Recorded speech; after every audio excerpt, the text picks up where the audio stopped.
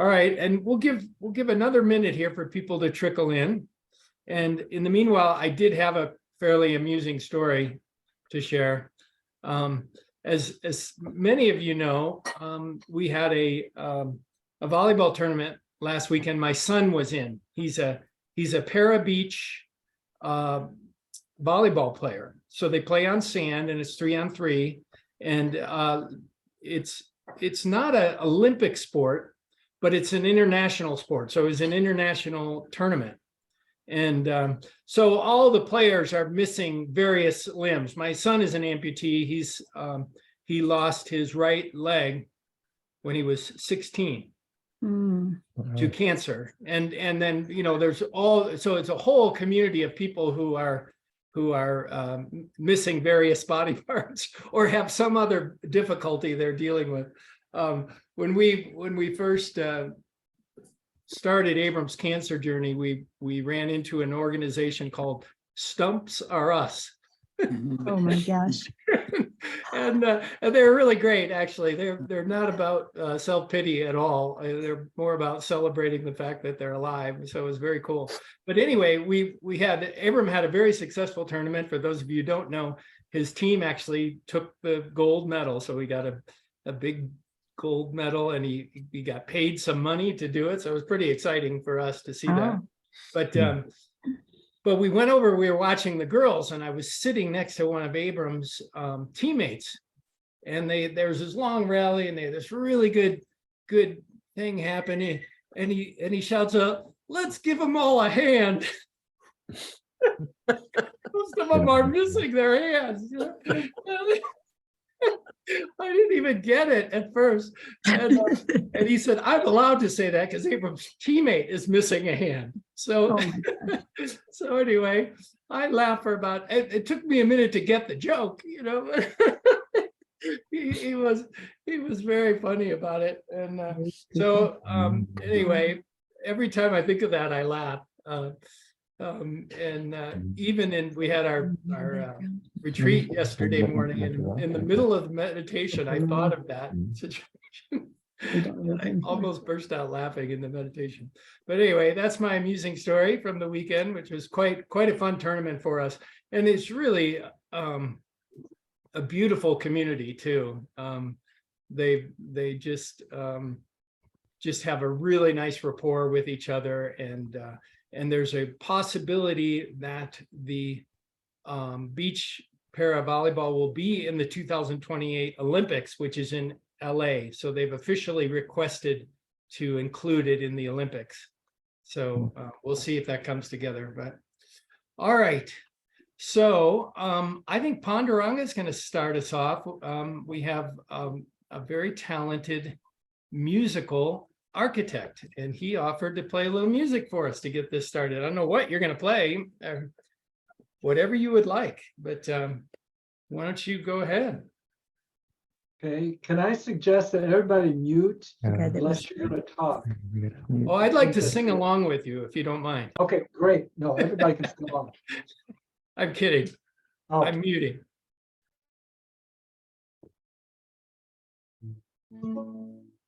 So I don't know how this is going to come through. You'll just have to go for it. Can you hear that?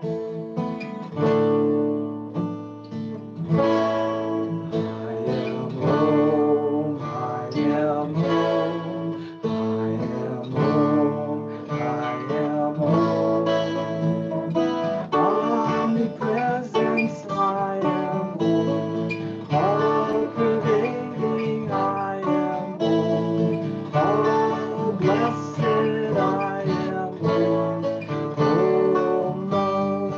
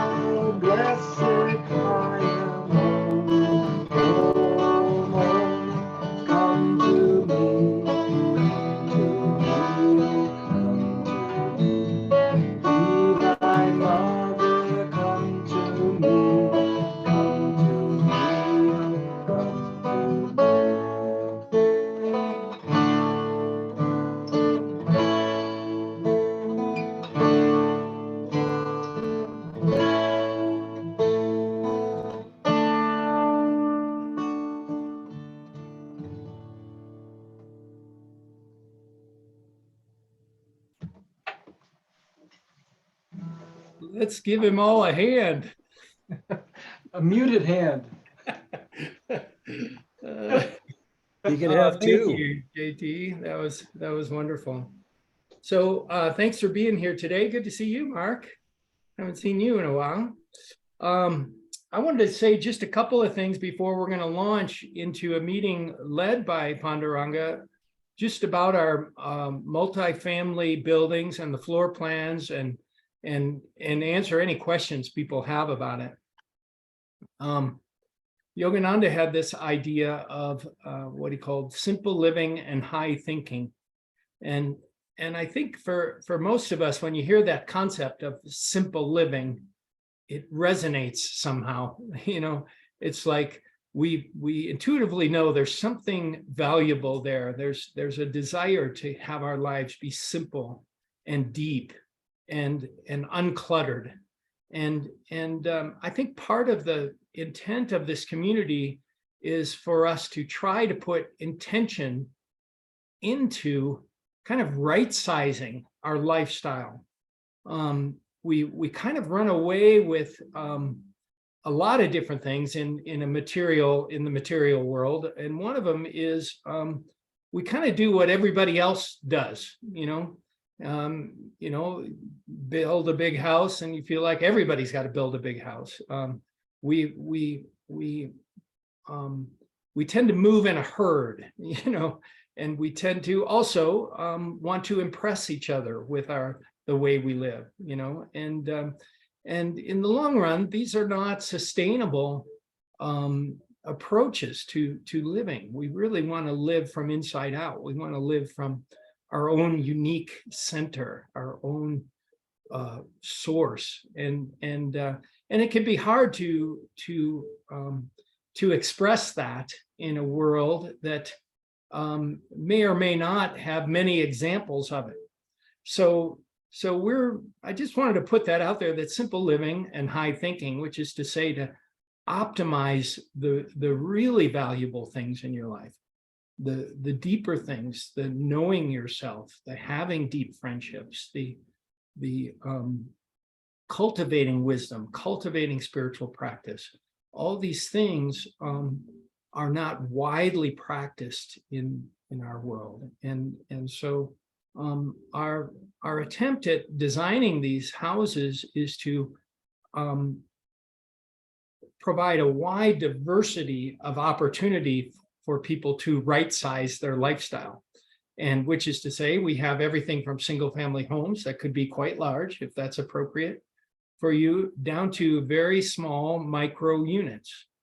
It has been my contention, and you've probably heard me say it before, that in a community setting like this, when those sort of non-material values are really in focus, you have friends who live next door. You have collected the primary parts of your life that happen day in, day out, week in, week out, and they're local. You know, you don't have to do a lot of driving.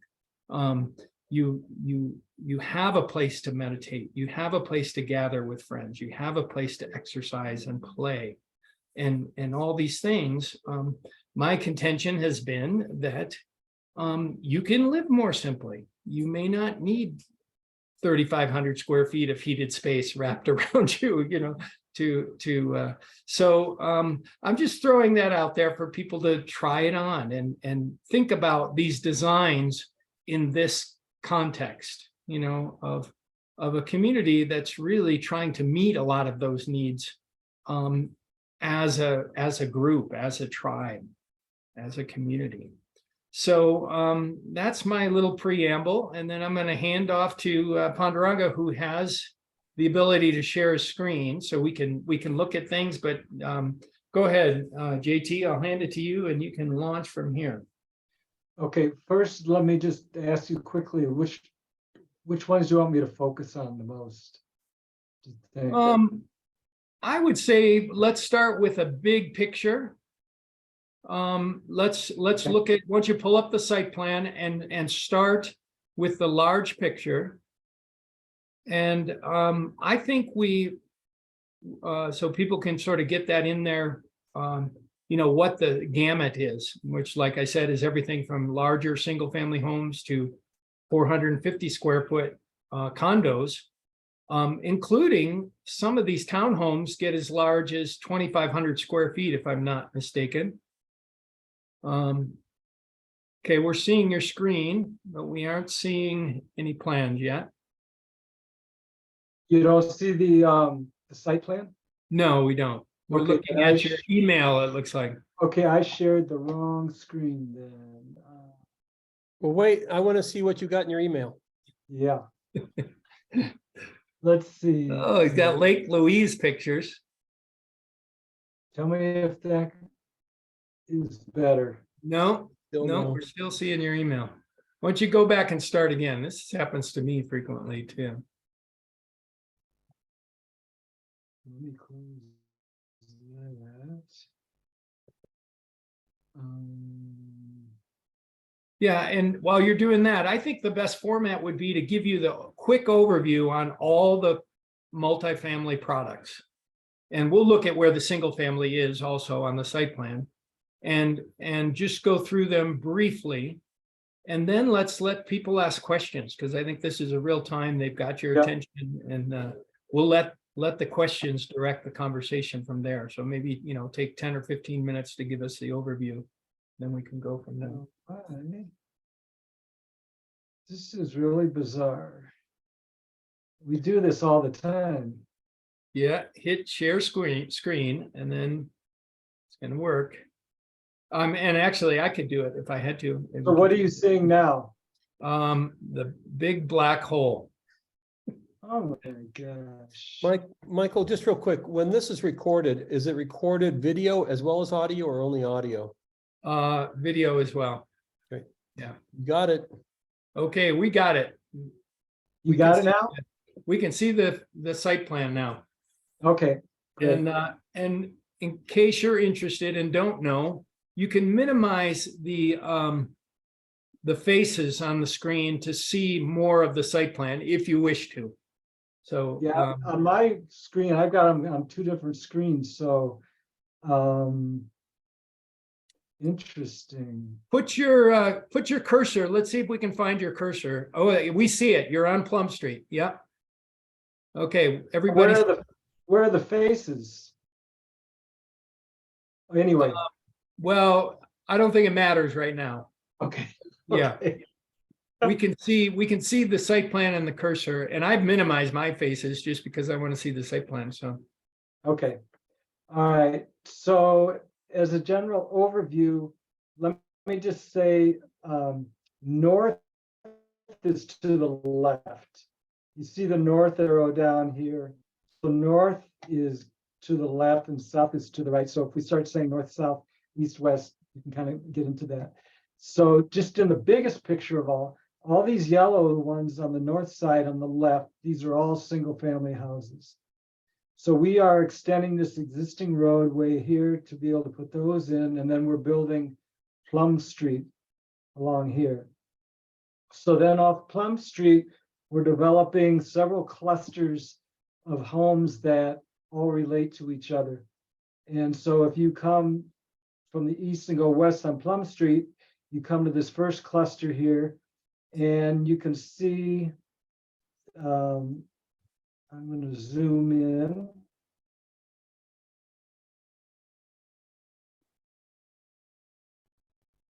Okay, are you seeing kind of the southwest part of the site? mine is still loading, but yes, now I am. Okay. So what we did was we created groups of housings so that they would have some shared common space and a lot of outdoor space around them. And so there are relationships with the neighbors, but then also a relationship back to the main community center. So this first area here on the left of your screen is the first cluster, and these B2s, if you can read that, these light violet ones, these are two-story townhomes with the garage in the back and 2 floors. each. So there's 2 of those here, 2 on the other side. The other ones, these A3Cs, these are all 3-story townhouses. And the end units of these both have a condo on the first floor, just a single floor efficiency unit, and then 2 floors above it are 1 unit. So it's 2 units stacked on each other. The A3s, which are the lighter blue, are all 3-story townhouses. Then and then they also have, there's carports out here too, which are part of the parking complex. Then across the street, this is the central garden. And everything in this area all relates back into this central garden. So that includes these pink ones are 2-story units. So it's 1, 2 next to each other, but it's got a small efficiency unit on the ground floor that faces out into the garden. And then a second floor single unit, and those have garages. And so there's 3 of those. This yellow unit is a small single family design that it's up in the air what that is right now, but that can be a single family, and that very well could be a Polestar project for one of the initial buildings that might have the first meditation, area, places to share some meals. That's still in process. Then these D10s and D12s, these are all 3-story, I'll just call them apartment buildings. There's either 3 or 4 units per floor, and they're 3 stories high, and they all look out into community garden, including D12. The green is an ag building, which is basically a big barn, big enough to have a pickleball court inside for winter sports. And then there's future pickleball courts on the outside too. Then moving down, does yours all reload kind of as I move? Yes, I'm seeing it fine. Okay. So I'm gonna go down a little bit. You didn't talk about the B3s that are in the north of Plum Street when you come in. Oh, I didn't. Oh, you did? I missed it. I Sorry. did not, no. Oh, okay. I'll talk about those in this round. Okay. So just finishing out around the community garden, we also have the community center, which is multifaceted on the ground floor. It's primarily a kitchen and a cafe and a lot of areas to eat and some classrooms. Up on the second floor are 6 B&B rentals, bed and breakfast. So they're just like basically like a nice motel room. That's a B&B rental. And then some other classrooms up there. And then there's a 3rd floor deck that is open to the views of the mountains and to the community center. Attached to that is also our temple, which is this octagon shaped thing. So that is connected to the community center.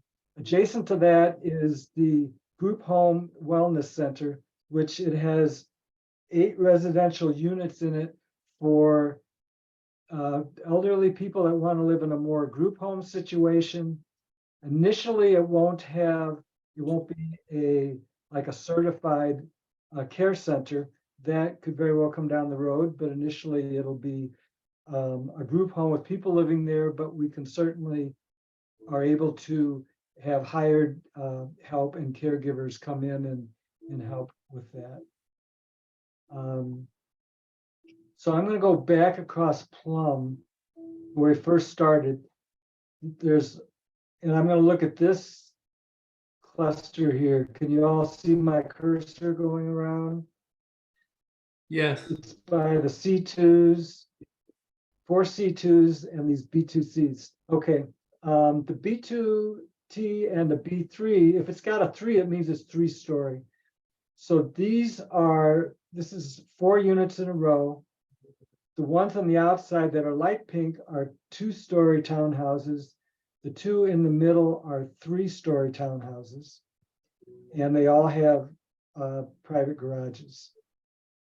The C2s are, it's just like a 2-story duplex, one next to the other, but there's no garage. So they park over here or over here, and they'll be,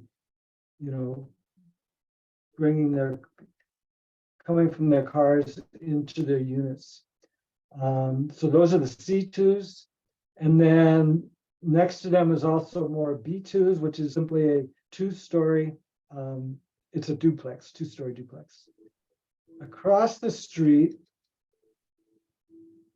we have a kind of a horseshoe loop here of driveway, and that creates a center area in a green, which is surrounded by C2s again, and 2 E2s, which are 2-story work at home type units. Like the ground floor could be an office and a little extra room, then upstairs basically like a 1-bedroom apartment. So those are little efficiency home work units.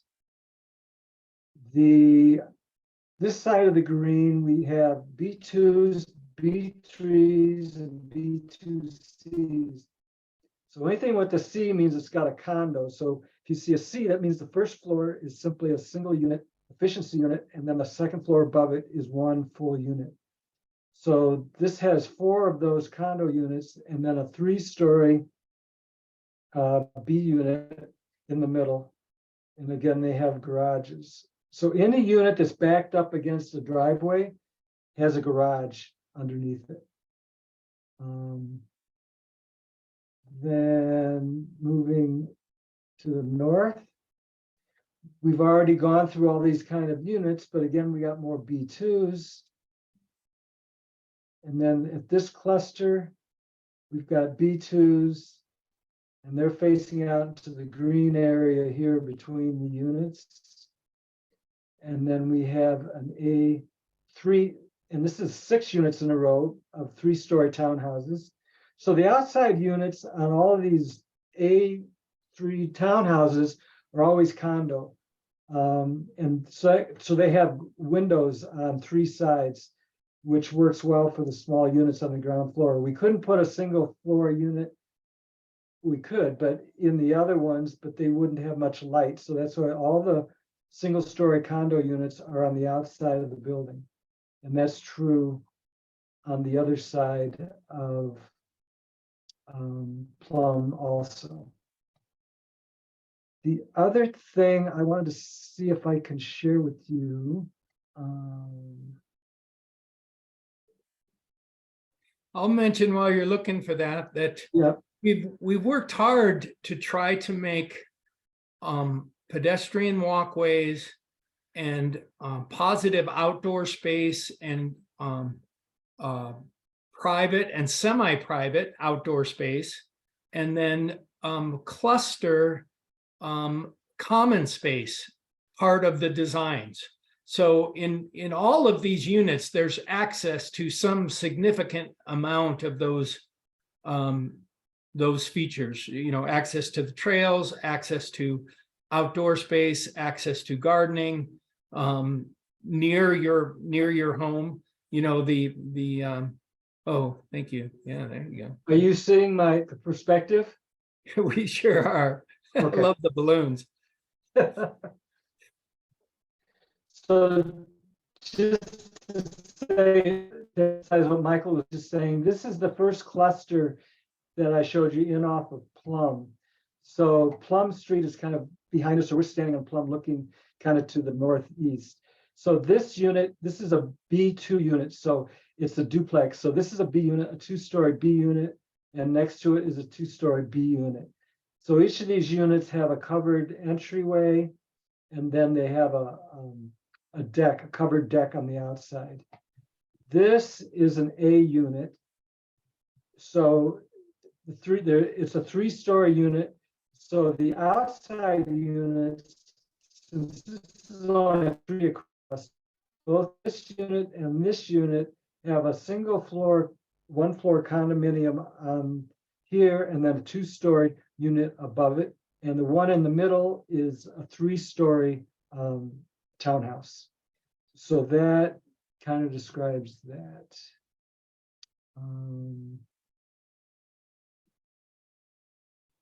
So did you have more to say, Michael, or do you want me to go into some plans? I think, why don't we pause here? Because that's, people might, Oh, why don't ask we see if we have questions? any questions so far, and Yeah. then we'll start opening up floor plans. Yeah, good idea. So I'll show the whole site so we can talk about that as need be. Okay. And if you Any would like to questions on the speak, site?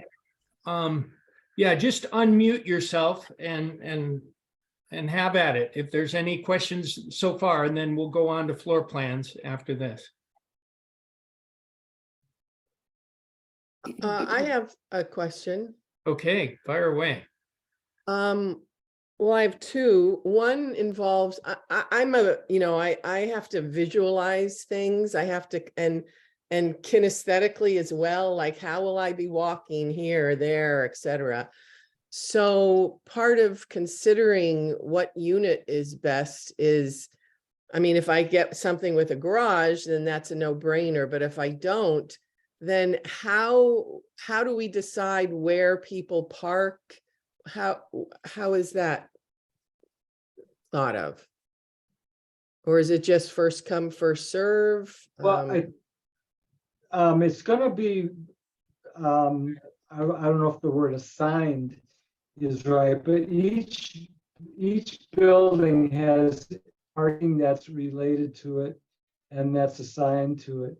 So if, for instance, in this cluster,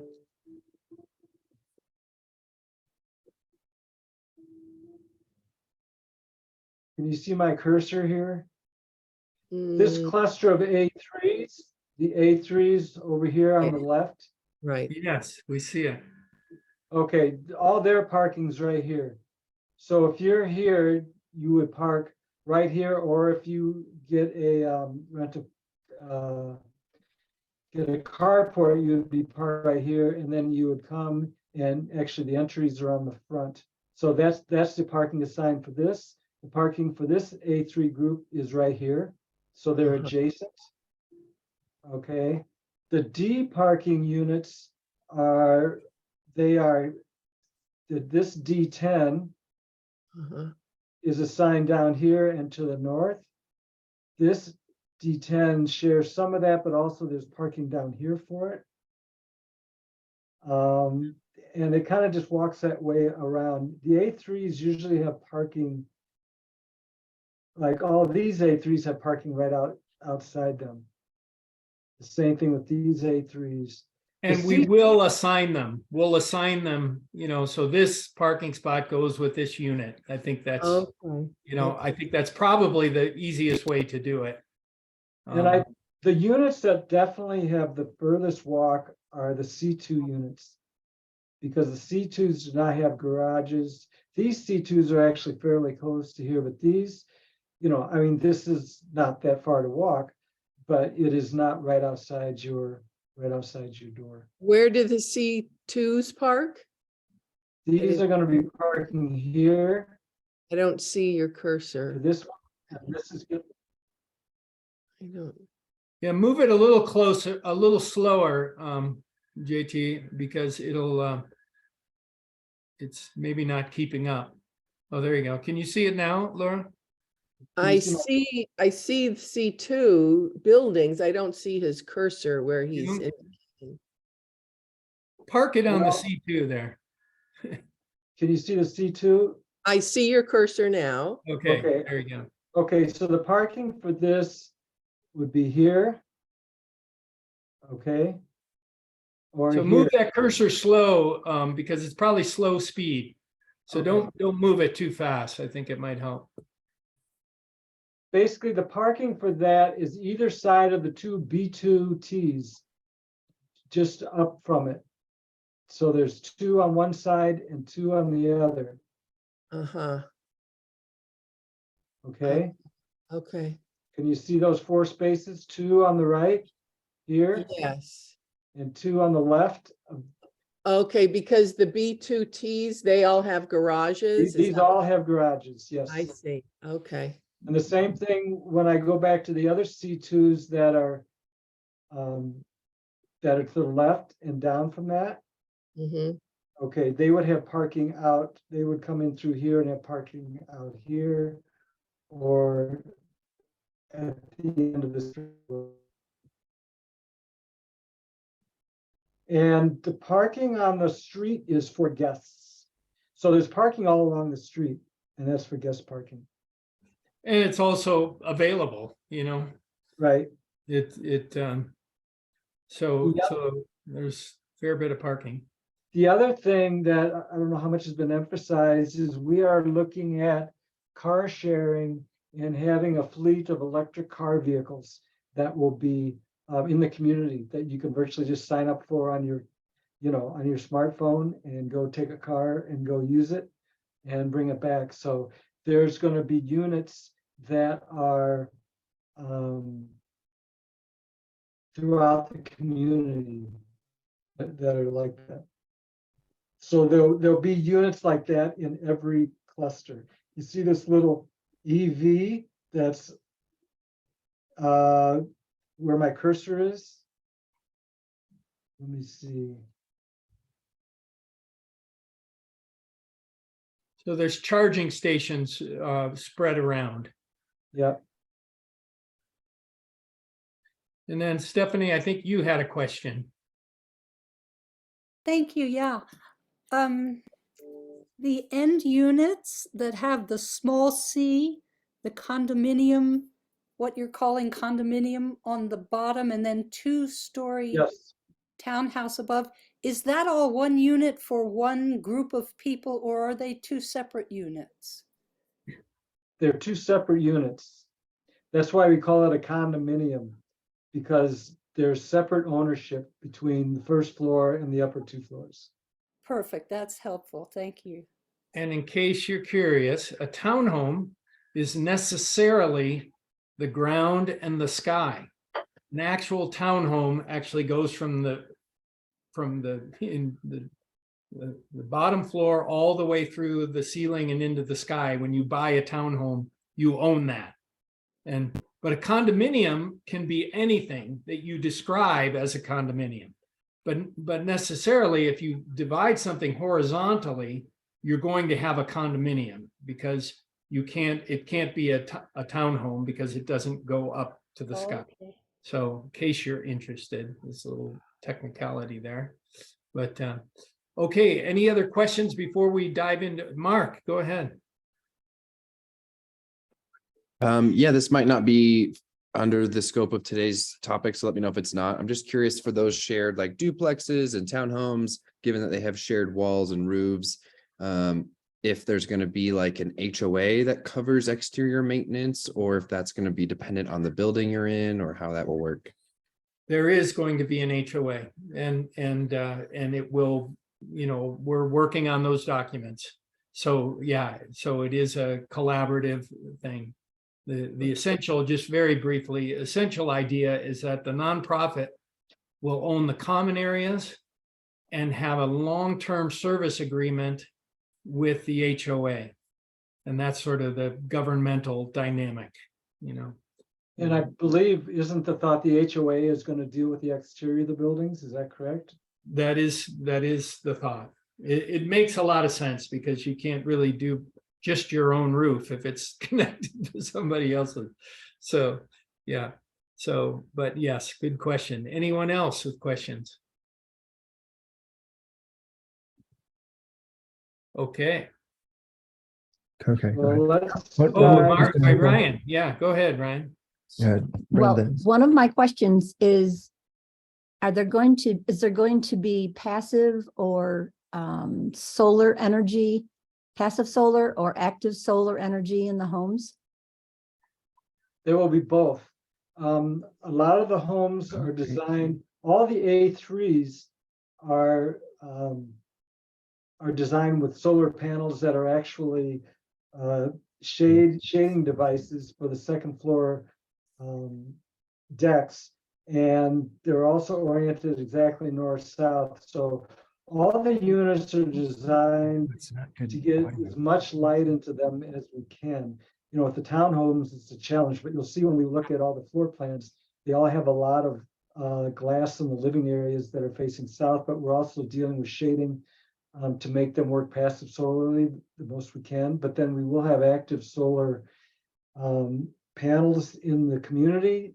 The extent of those is under study right now. There's a wide range of how much we can do with that and how that's going to work. So that's part of what we're still working on. So you're saying that there will be some in the beginning and then potentially into more of them as time goes on?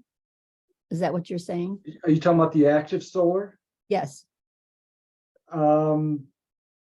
Yes, I think. Well, Michael, do you want to address that? Yeah, you know, Diva, you're really the one who's taken the lead on this. Why don't you answer that question? This is a huge topic that we have put so much energy into this. It's really incredible, and Diva's really been heading it up. So why don't you speak to it, Diva? Sure. So what we have, a lot of the values of the community and the development are to have as low a carbon footprint on the planet as we possibly can. And we're trying to balance how to do that with evolving technologies and also with just price points. Because there's a place where you get incremental changes for enormous amounts of money, and we're trying to find the place just short of that. We just literally, I got an email yesterday from a man who is one of the leaders in the country in developing solar microgrids. And without belaboring it too much, Fort Collins is in a unique position because of how the utilities are owned here in town. They are owned by the city themselves as a nonprofit for the benefit of the user. Virtually every other utility in the country is owned by investors, and the utility owes the investors a return. It's not true here. Excellent. That being the case, there's a tremendous amount of opportunity to actually put in what's called a microgrid, where we would have a master meter at the entrance to the community and then generate our own power and distribute it inside the community, and anything left over would go back into the grid. So we'd actually be potentially generating energy. With the latest evolution of rebates from the Inflation Reduction Act and a bunch of other things that are kind of channeling money into decarbonizing the planet and decarbonizing the United States, there's an awful lot of resources that are all of a sudden, just in the last month, have become available and are becoming available. So that's where we are. We're exploring how to become a microgrid. If we do that, there's a very good chance that we would cover every viable surface of roofing with solar panels and have them feed into our own usage and then overflow. And then I'm going to ask you, everybody, to take everything I say from this point on for the next few minutes with a large grain of salt. But if we do the microgrid, storage, internal storage is a big thing. And again, real simple, how people use energy is changing dramatically as electric cars are coming in, as many other things. And utilities have a responsibility to supply power all the time. So what's happening is typically the huge use was during the middle of the afternoon when solar generation is happening. As people are charging their cars overnight, it's changing. So the grid as a whole is looking for distributed storage and distributed energy. How that translates to our conversation, and then I'll stop, is if we can do a microgrid, we're going to need battery systems. And we have an advocate who's working with us who suggests that electric cars are evolving into a battery system. There's two already. There's the Nissan Leaf and the Ford Lightning pickup truck that actually can charge from the vehicle back into the grid. Hmm. And that's going to become increasingly common, it looks like.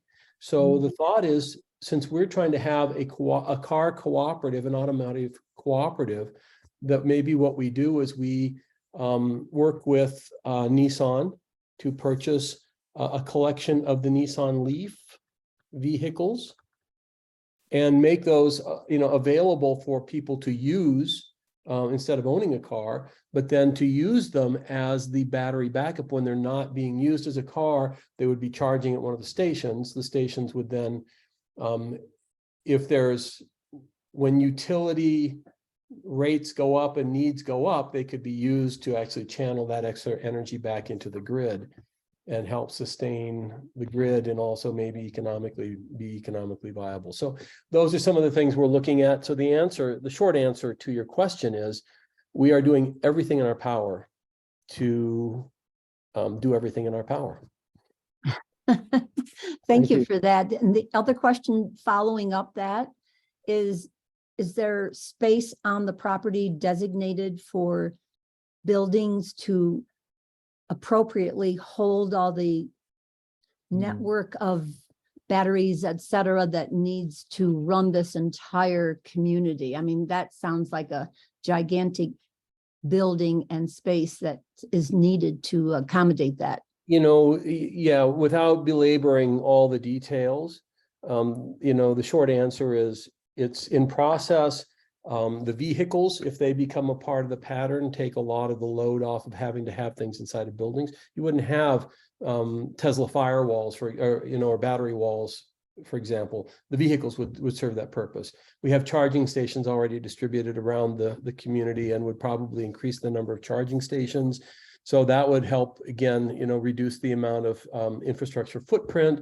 The grid would actually operate much the way the grid already does. So a lot of the things that you would assume would be needed, or might assume would be needed, are probably already folded into the network as it gets built out. So the goal is to have us generating all the power that we need, if we can do it, and what's extra gets built up in the car batteries. And then when the grid draws on that, we'd have a room basically that manages the resources that we have. And under rare conditions, we would have to pull power straight in from the grid through the main central bank and distribute. We need to move this along. Thanks. That's it. Great. Yeah. Good question. Yeah. Okay, well, let's jump into some floor plans. So what we're going to look at first is the A3Cs and the A3s. So what this is I'm showing a four unit. So the two outside units are both condominiums. So it's a single floor unit. So if you can see my cursor down at the bottom of the page, I'm on the left unit. You see front porch. So you would enter from the front porch, and it's a 1-bedroom apartment. So you have a great room that includes a living area, a small dining area, and then a kitchen, and one full bathroom, including a washer dryer. And just to say a quick aside, we are in process of working on the heating and cooling system and the hot water system, and that's a work in process. So these floor plans they're a starting point. We're going to be needing spaces for hot water heaters, maybe some ducts, depends on how we heat and cool. That's a process we're looking at. So there's some flexibility in these as they move forward, but I think the general layout and relationship of everything is going to stay pretty close to this. So then moving back after the kitchen is the bedroom, and the bedroom is also has a patio out back.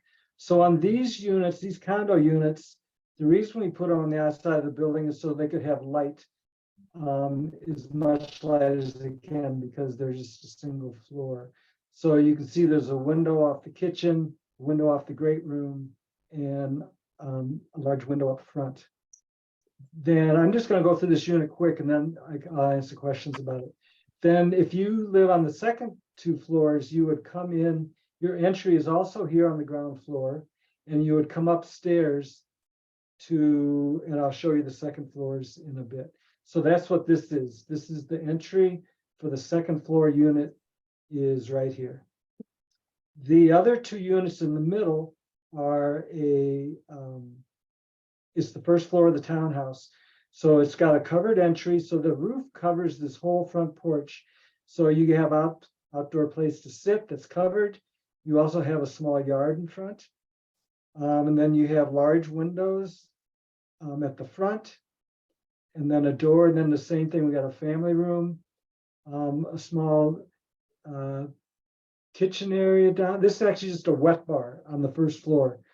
In a single bedroom. This is almost like a lockout apartment. You could actually have, it's not really a lockout because you have to get up to the other floors, but this is a unit almost in and of itself with a family room and a wet bar and a full bathroom.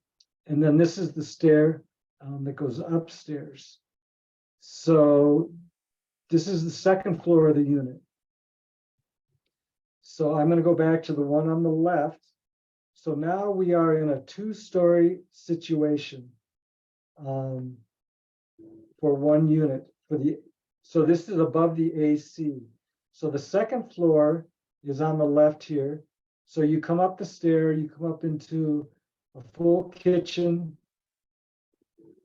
and an island, and then a great room in this area here, another bedroom in the back, and a full bath, but with a shower. So that is on this floor. Now, I'm going to go over to the right side of the drawing. This is the 3rd floor of that unit. So this 2-story unit consists of the one on the left that I just showed you with the kitchen, the great room, and the bedroom.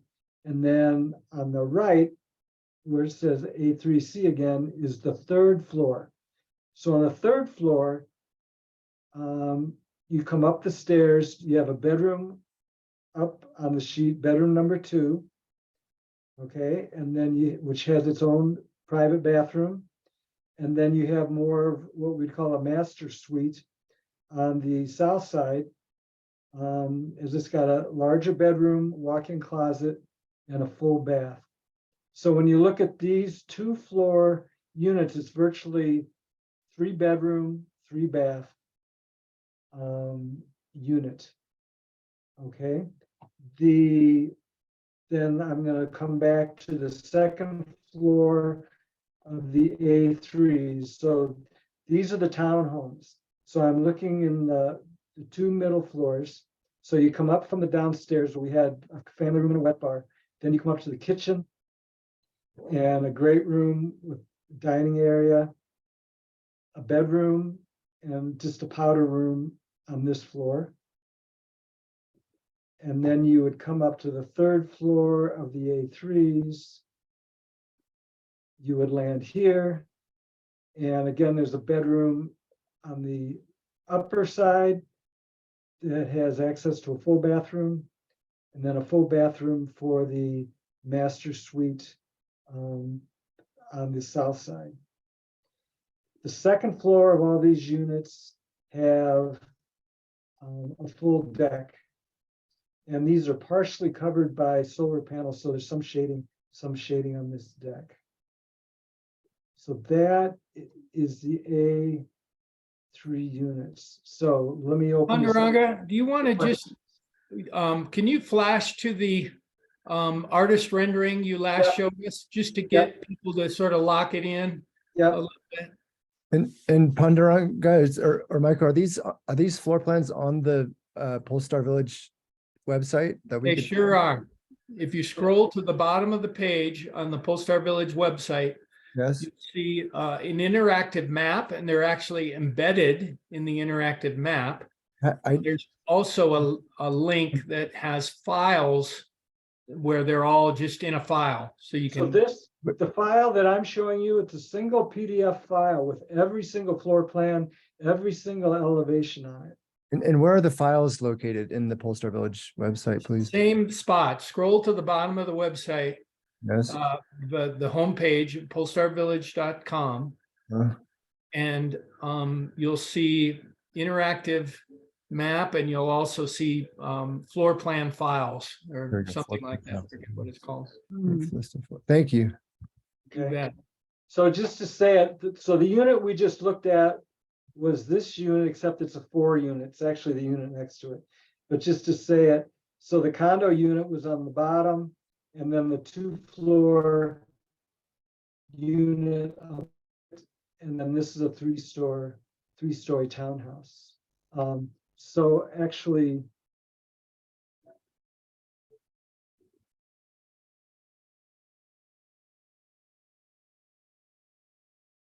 so this is the front elevation of a 3-story, of a 3-unit and a 4-unit. So the C units are on the side. So you have an entry, and that's all 1 unit, and a 2-story unit above it.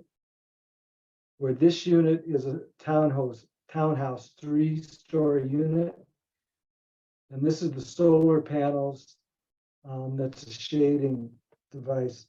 So from the side, this is what it looks like from the side. So this is your front entry. You come in the front door, you come into a covered porch area. And then the second floor has this balcony on the second floor, and it gets some shading from the solar panel. So that relates directly back to this. Okay, sorry, I got all these trees in the way. Oops. Why did it do that?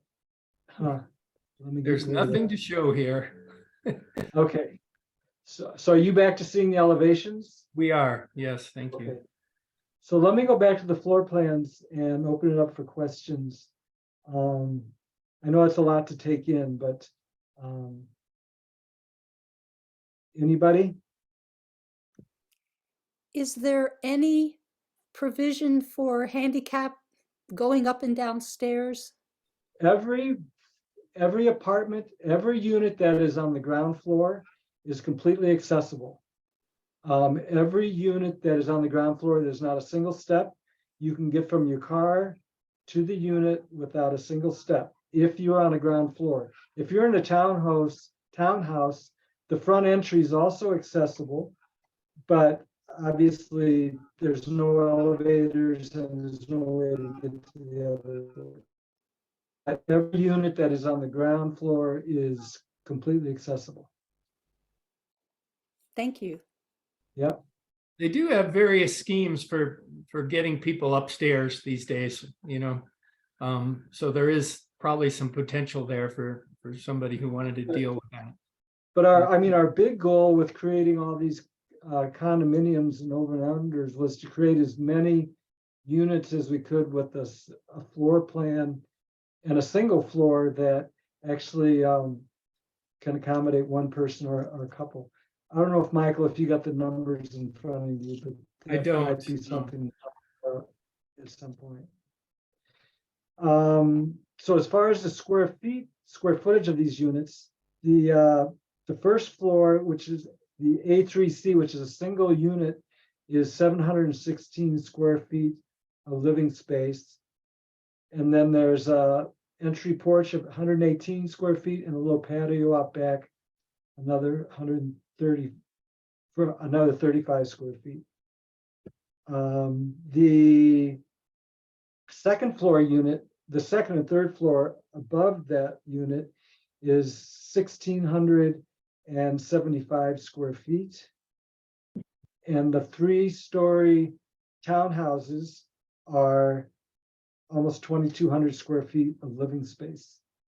Now, just to say it on these units, the townhouses are 16 feet wide, and the AC units on the outside are 17 feet 4 inches wide. So they're a little bit wider for that. But the townhouses are 16 feet wide. should I move on to the next one? Let's see how we're doing on questions. Anybody else have questions? I have a And- question. Sure. Hi. Yeah, I was just wondering, so I think the village plan that I have is probably an old one, but on the, are the majority of the A3 Cs, are they facing west? No, they all face, they face, well, the front east? door face south, Oh, south. virtually all of them. So, Okay, okay, so the front door is facing south. So if you can see my cursor, so if it's to the left, that's west. If it's on the right side, you have also glass on the east. I think I can't see your cursor. I lost it there. Oh, I Well- see it now. Okay, Okay, Uh-huh. so this is the east side, okay, this is the south side. So this is Okay. all south side here. That's why we have overhangs and porches for the summer sun to give us shade in here. But got then it. on the western one, so you have western, but all the A3s are oriented this way, virtually everyone in the facility. That's great. Thank you. That, Any other questions? And I realize some of you, and maybe even many of you, aren't used to looking at floor plans, and so we'll do the best we can in a group setting like this and get some questions answered. But I and others will be very willing to spend more time with you to understand them better if you need a little slower approach to it. and Because I'll also be making 3D drawings of the insides of these as we move forward, so you can really, Question for you. yes. How much per square foot, like a ballpark? To build. So who wants to grab that one? I'll let Diva take it. Yeah. Well, I can take it. Basically, it's a really hard question to ask, and I've been to answer. I've been a contractor and builder for 40 plus years, and we have never seen an environment like this where with so much fluctuation in price. And that said, what really the market conditions provide right now is about $350 to $400 a square foot as a ballpark, what things will cost in this area. And so until we get further down the road with actual designs and specifications, and especially at the point in time when we're ready to build, because things go up by double in weeks, and then they go half again, and it's kind of crazy making for a builder, and makes this question hard to answer. Yeah, we're also sorting out how far we can take, again, go back to the energy thing, how far we can take that, because it'll make the original cost higher per square foot. But just as a note, we have gas in our home, and gas just went up 50% in the last year. So, it may be the kind of thing where paying a little bit more upfront to really make the homes really function may be way, way worth it across time in terms of just how much it costs to live in the spaces and stuff. So that's all part of what we're trying to part of the calculus. And also to say, this is an all electric community. There's no gas in this community at all. Completely electric. It's just gone Well, crazy. Thank you. It's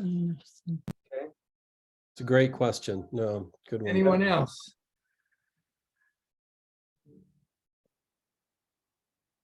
All right, so we are at our Sorry, reasonable just one hour. quick- Michael, just one Yeah. quick question. Sure, go ahead. Speaking, it's all electric. Does that mean like no fuel oil for heating or nothing like that? Yep. That's exactly right.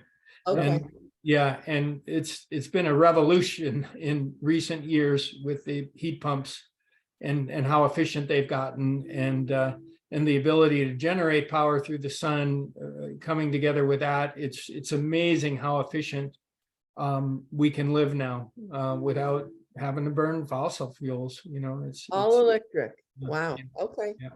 Great.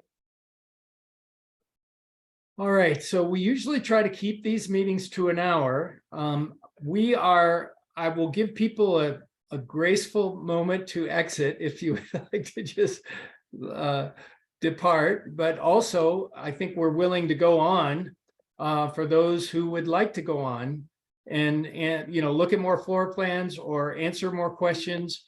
Who would like to volunteer an idea about where we go from here? Because we haven't covered that many of the floor plans, and if there's some of interest that you would like to, you know, walk through, we're happy to do that. Anyone have a thought on that? We do have our musicians from Hawaii. I see it.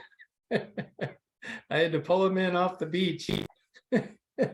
So we will get a song to close, which is a good thing. Yeah, I'm not sure.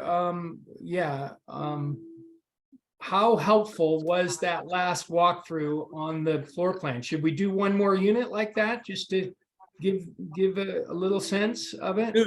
Susan was flagging. Okay. I just had a thought that it would be good to probably see something that is within the range of a smaller condominium or townhome. I'm just concerned about the center units on these being dark. And, you know, would there be a difference in cost for those center units than for the outside units?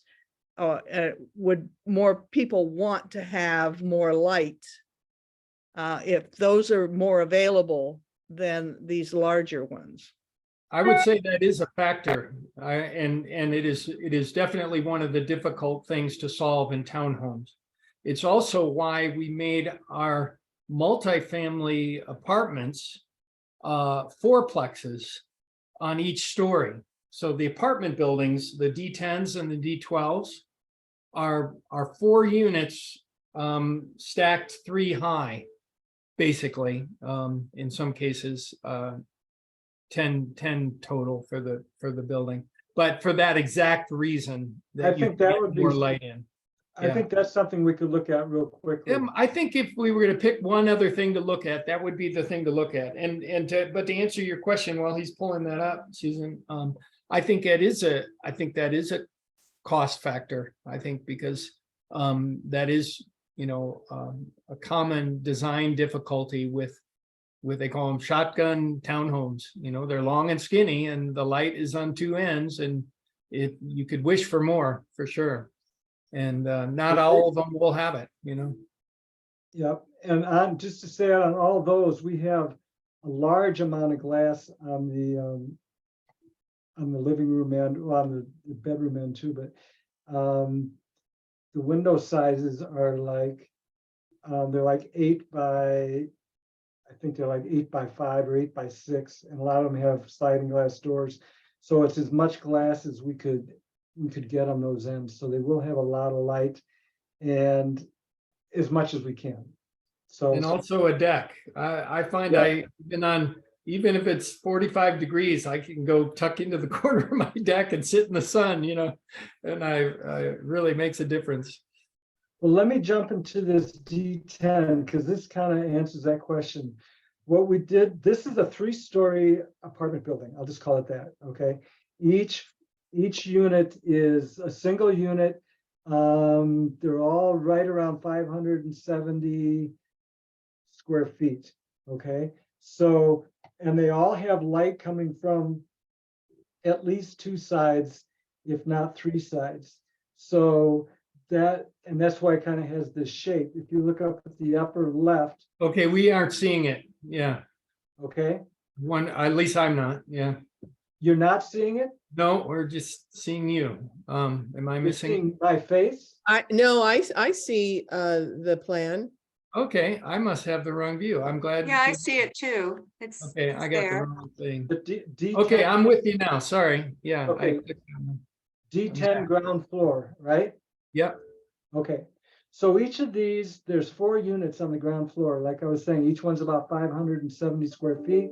They're all handicapped accessible. And so looking at the one at the upper left, you come in, there's, standard entry closet, full bathroom. These are all single bedroom units. So there's a living space, small dining space, a kitchen, office space, and a bedroom. And that is typical of the 4 units. And they all face out to the garden. So this patio door here faces out to the community garden. And all the spaces have light coming from 2 sides at least. So you got a window here, you got a window here, you got a kitchen window. The bedroom's the only exception of the 2 light from 2 sides. Looking down at the other plan that's on the bottom right, again, you come in from kind of the central, there's kind of a central stairway area. That's an outdoor area where you get up to all the other floors. But you would come into this unit, 1B unit, and you have, again, a full bathroom, kitchen, great room, single bedroom, and then a patio, again, that faces out to the green. The second and third floors of this are virtually the same as, that's 12, are virtually the same. Basically, these units just stack up and they're just the same as that. They're single bedroom with a patio that faces out to the green. Then the D12 actually has 3 units on the second and third floor. Being the D10. No, the D10. Yes, sorry, thank you. So the D10 units, the first floor is like what I showed with 4 units that were 570 square feet. The second floor has 3 2-bedroom units. So they're each about, here we go, 740 to 830 square feet. So they have 2 bedrooms, 1 bathroom, kitchen, great room, and a deck. And again, because they're on corners, we have light coming in from 2 sides in all the rooms. This unit here, which is the 2B, this has, you come into the great room and kitchen, 1 full bath, and then a bedroom on each wing and a deck at the bottom. So there's 2 units like this that are what we call a D10, and 1 unit which is a D12. So the D12 has 4 units on each floor. So it's just like the ground floor I showed you before, except the entry is from this central stairwell, and then it's a 1-bedroom unit. So these are all in the 570 square foot range plus the deck. Great. Good. All right. Any questions? Oh, let me show you what that looks like from the outside, and then so I'm sorry these are just in 2D, but this is from the road looking at it. So these are the doors to the first unit on the corner is on each side. And then you would enter into like the central courtyard area to enter the 2 other first floor units. And then there's a stair that wraps up, it's covered stairs, so it keeps the snow off it, that wraps up to the other units. And the side that looks like, let's see, there's the other one. Oh. So this, because it's 2D, it's a little hard to see, but these are all the decks that face out into the garden. So you have a full sliding glass door, lots of glass, and then you also have glass going in the sideward directions.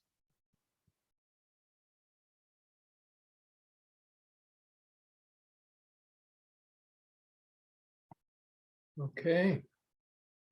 Let's take a couple more questions and then we could try to wrap up.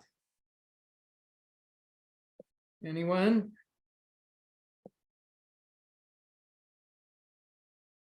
All righty. Oh, Susan, go ahead. I was just wondering if you have any idea of how you're going to, start building. Are you going to start, building buildings that are the people seem to want to have more of initially, have a plan A, plan B, plan C type thing over a period of a couple of years type That thing? is an excellent question, and it we don't have a perfectly clear answer yet, but it's something we're working hard on. The single family homes are the easiest to get to in terms of amount of capital spent to produce the infrastructure that would allow us to get started.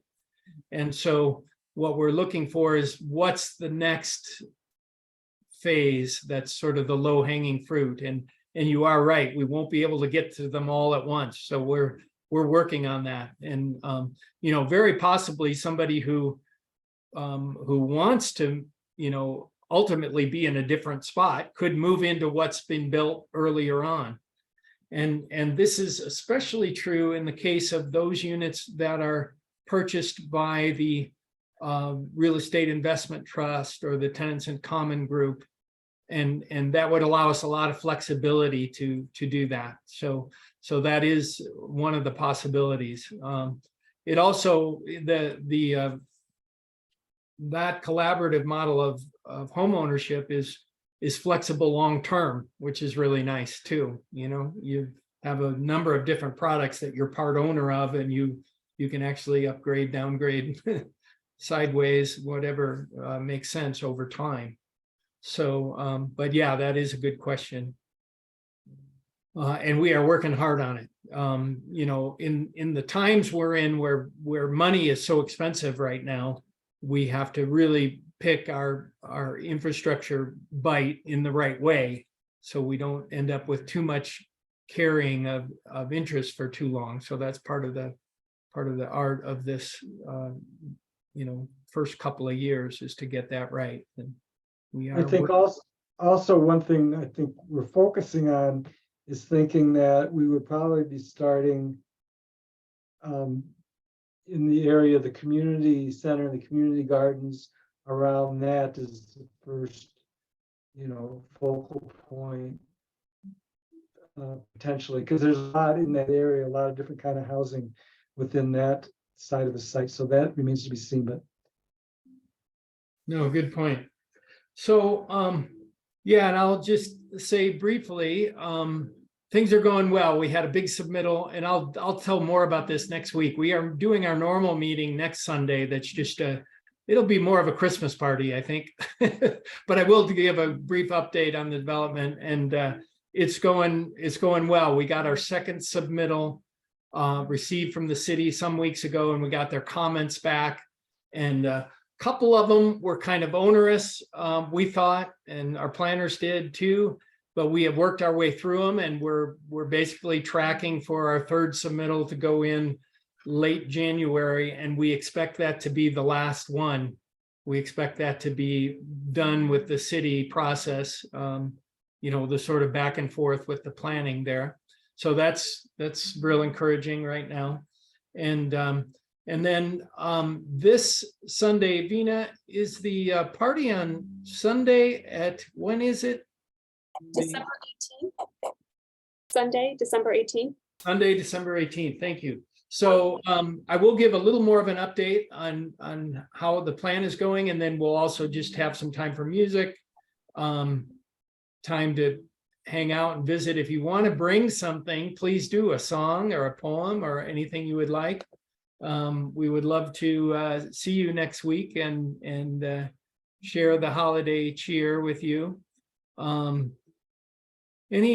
Any other closing thoughts or questions before we hand it off to Rich and Bernadette? And Rich, Bernadette has promised to do a hula for us today, and I want to say this was so very we are real. We are looking forward to that, and I think they have a couple of songs. You guys are muted, unfortunately, but yeah, you know you're muted. So yeah, Stephanie, were you going to say something? Yeah, I just wanted to thank you. The interaction was very helpful for those of us who are spatially challenged. Every additional way that we can make it real for ourselves, how we live, was really appreciated. Good. And if any, just to say, if anybody has any questions for me directly, feel free to reach out. Michael, is there a way they can get my email? yeah, we can post his email somewhere. Where would that, maybe with the floor plans? Yeah. The website. Yeah, on the website with the floor plans. Yep. That's a great idea. So, okay, here we go. We are gonna have the best hula you've ever seen. It's finger hula. So Feliz Navidad. Okay. Even though this isn't the Christmas celebration, Michael is doing the Wait, one what about Mele Kalikimaka? he's requesting. Yeah, I don't know. I think I did a key change on that and I'm not. We gotta save that one for Christmas. All right, All right, let's do that one next week. okay. Okay, let her rip. And thanks for being here, everyone. Really good to see everyone. And happy holidays, Merry Christmas, however you celebrate them. Yeah. And okay, let her rip, guys. And then the B part is Feliz Navidad, Prospero Annui Felicidad. Okay, Okay. That's what we're saying. but we better mute. Feliz Navidad. Feliz Navidad. Feliz Navidad. Prospero Annui Felicidad. What he Again. said. Feliz Navidad. Feliz Navidad. Feliz Navidad. Prospero Annui Felicidad. English. I wanna wish you a Merry Christmas. I wanna wish you a Merry Christmas. We wanna wish you a Merry Christmas from the bottom of my heart. I wanna wish you a Merry Christmas from the bottom of my heart. Feliz Navidad. Feliz Navidad. Feliz Navidad, Prospero Annui Felicidad. I wanna wish you a Merry Christmas. I wanna wish you a Merry Christmas. We wanna wish you a Merry Christmas from the bottom of our heart. Yay! Merry Christmas, Aloha. everybody. All right, happy holidays, everyone. Merry Christmas. Thank you, JT Panduranga. Well done. Yeah, thank you for everything. And the song at the beginning was beautiful too. So, all right, have a great evening, guys. We'll see you soon. Bye-bye. Thanks, everybody. Mele Kalikimaka.